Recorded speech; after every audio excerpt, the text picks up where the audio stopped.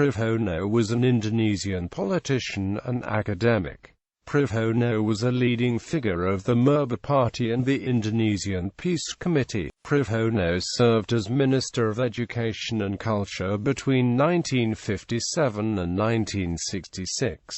He was one of the intellectual ideologues who surrounded President Sukarno. In December 1954 he was awarded the Stalin Peace Prize. Academic. Prijono studied in Paris and obtained a Ph.D. at the Leiden University. In 1954 Prijono presented a proposal for a new orthography for Bahasa Indonesia. Prijono suggested that letter combinations such as NJ and ANG be substituted with IPA characters. A similar orthography, Ejan Congress, was in use in Malaya. The Indonesian government appointed Prijono as chairman of a spelling commission. In 1960, Prijono's orthography was the basis of the MELINDO proposal for a joint Malayu-Indonesian orthography. The Malaysian and Indonesian government agreed to implement the MELINDO orthography, but the project fell into oblivion as relations between the two countries became increasingly hostile. Minister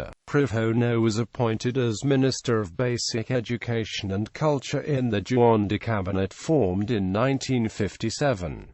His appointment was met with opposition from anti-communist sectors, who claimed that he was linked to the Communist Party of Indonesia. Prijono continued to serve as a minister in all cabinets until the end of the Sukarno period. As a government minister, Prijono was frequently targeted by the army and Islamic organizations. In October 1960, Prijono introduced the principle of Pancawadana in the primary and secondary education system. This was followed by Prijono's linking of Pancawadana to the principle of Pancasila in February 1963. The secular Pancasila principle was developed by a National Education Institute, an institution dominated by the Communist Party. However, Prijono's policies met with opposition from General Nasution. From 1961, Prijono would share the Ministry of Education with Syarif Thayyib.